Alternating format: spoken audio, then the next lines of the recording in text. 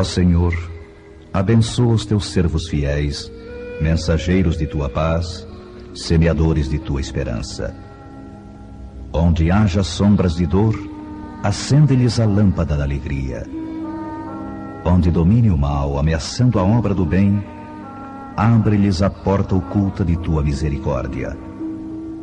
Onde surjam orgulhos de ódio, auxilia-nos a cultivar as flores bem-aventuradas de teu sacrossanto amor. Senhor, são eles teus heróis anônimos, que removem pântanos e espinheiros, cooperando em tua divina semeadura.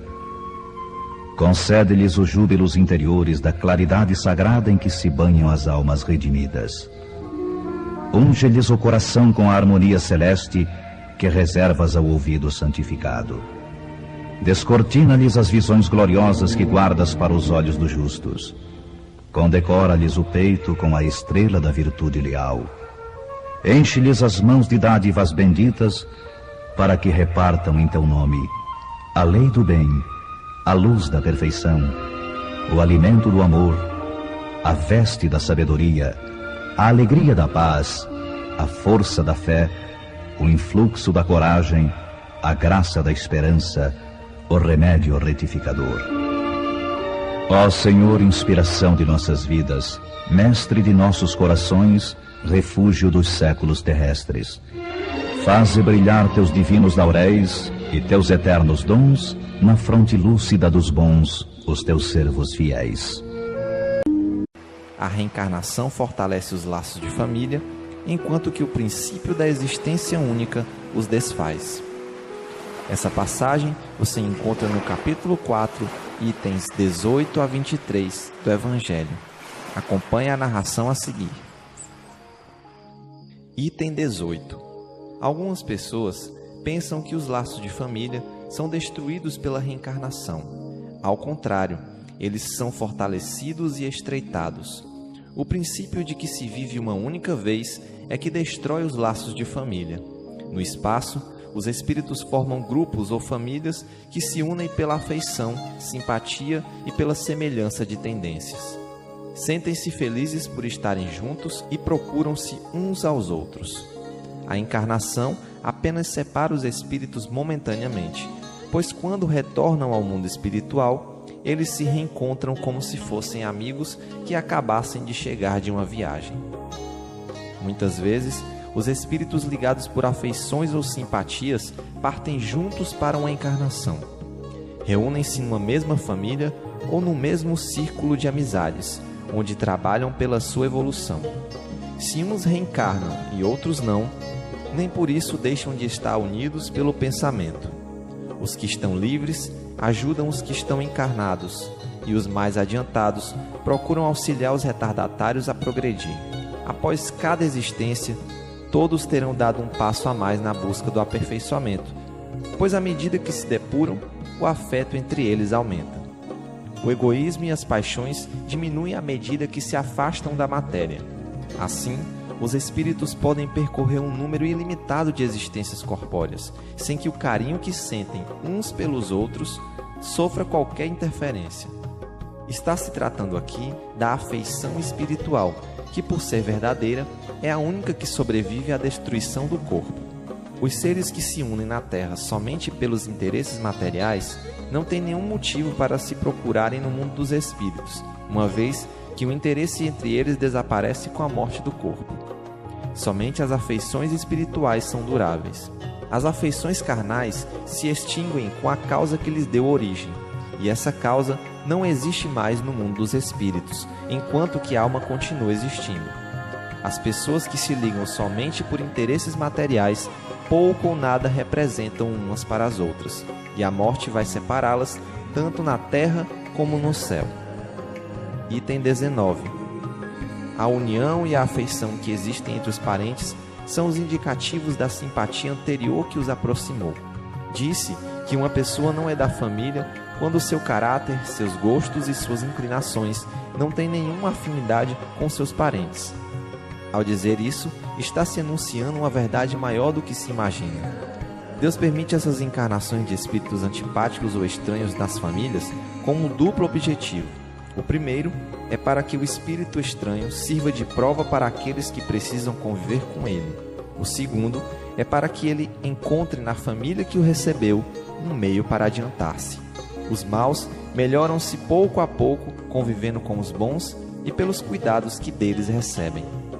Seu caráter se abranda, seus costumes se educam e as antipatias desaparecem.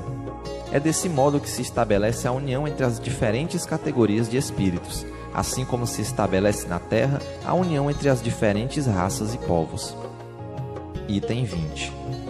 O temor que muitos têm em relação ao aumento dos parentes no mundo espiritual, em consequência da reencarnação, é um temor egoísta.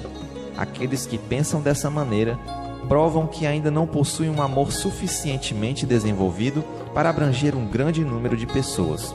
Um pai que tem muitos filhos não ama a todos igualmente como se tivesse apenas um? Os egoístas podem se tranquilizar, pois esse temor não tem fundamento. Imaginem que um homem tenha tido 10 encarnações. Isso não significa que ele encontrará no mundo dos espíritos 10 pais, 10 mães, 10 esposos e um número proporcional de filhos e de novos parentes. Ele encontrará apenas por quem teve afeição e aqueles a quem esteve ligado na terra por laços de parentesco, amizade e afinidade de pensamentos. Encontrará também aqueles com os quais ainda tem contas a ajustar. Item 21. Verifiquemos agora as consequências da doutrina da não reencarnação. Essa doutrina nega de forma categórica a pré-existência da alma. Se as almas são criadas ao mesmo tempo que os corpos, não existe entre elas nenhum laço anterior de ligação. Elas são completamente estranhas umas às outras. A relação de parentesco entre as famílias fica reduzida somente às ligações corporais, sem nenhum vínculo espiritual. Assim, o pai é um estranho para seu filho e vice-versa. Não há motivo para alguém se orgulhar por ter tido um antepassado ilustre, pois os vínculos pertencem somente à existência presente. Através da reencarnação, antepassados e descendentes podem já ter vivido juntos, se amado, e poderão se reencontrar em outras encarnações, estreitando ainda mais os seus laços de simpatia. Item 22.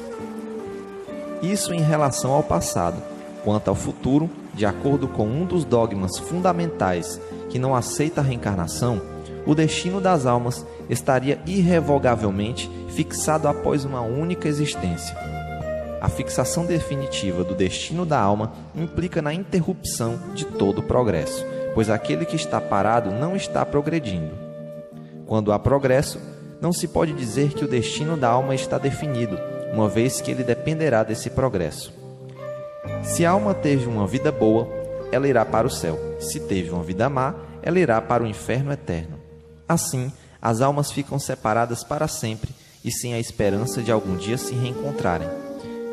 Disso resulta que parentes e amigos nunca terão a certeza de se reverem novamente, a menos que estejam no mesmo lugar, que pode ser no céu ou como no inferno. É desse destino definitivo da alma que significa a quebra absoluta dos laços de família. Com a reencarnação e o consequente progresso, todos os que se amaram poderão se reencontrar na terra e no plano espiritual, progredindo juntos para chegar até Deus. Os que fracassam no caminho retardam o seu progresso e a sua felicidade, mas nem por isso suas esperanças estarão perdidas. Ajudados por aqueles que os amam, eles um dia sairão da situação ruim em que se encontram. Enfim, com a reencarnação, existe uma eterna solidariedade entre os encarnados e os desencarnados, o que resulta no estreitamento dos laços de afeição. Item 23. Em resumo, 4 alternativas se apresentam ao homem para o seu futuro após o desencarne. Primeira, o nada, segundo a doutrina materialista. Segunda, absorção do indivíduo pelo universo, de acordo com a doutrina panteísta, que acredita ser Deus o próprio universo, do grego pan, que significa tudo, e theos, que significa Deus.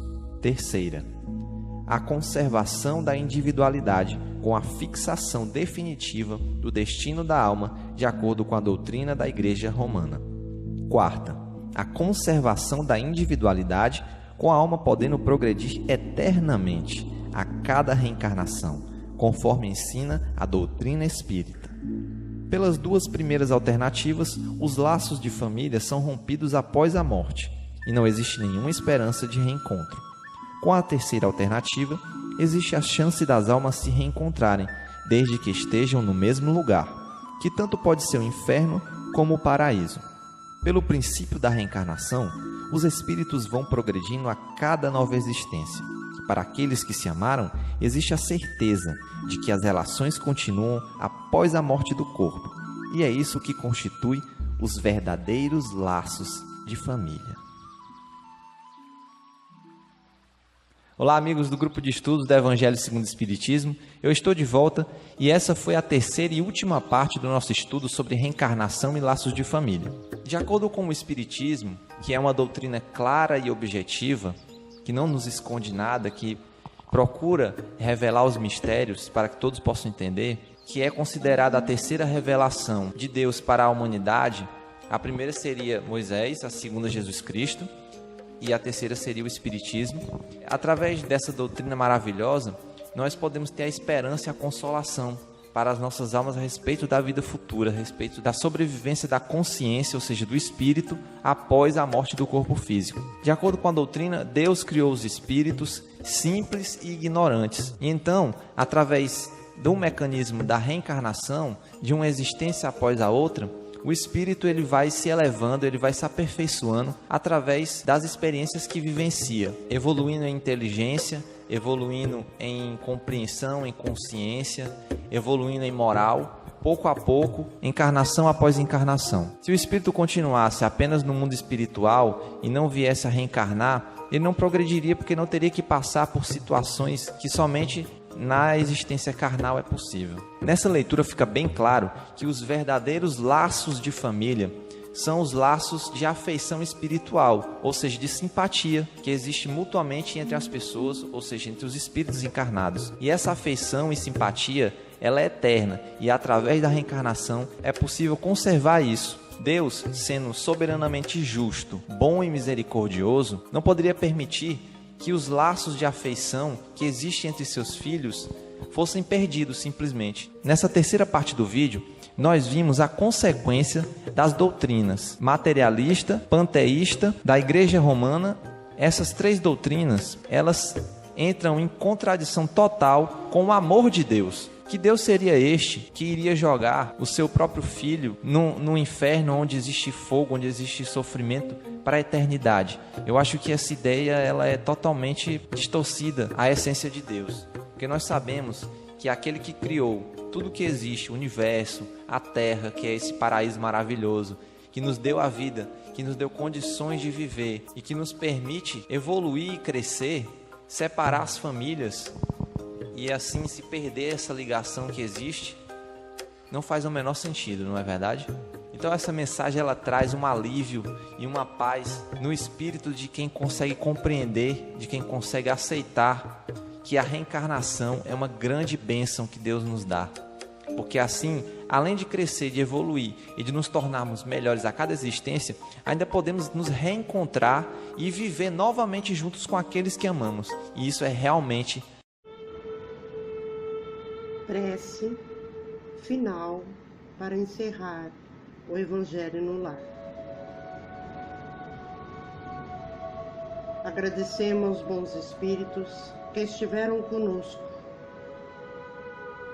Nós lhe rogamos nos ajudar a pôr em prática as instruções, as boas ideias de amor para com toda a humanidade, ao universo, e fazendo que o término desta reunião familiar se sentimos fortalecidos na prática do bem maior e do amor ao próximo.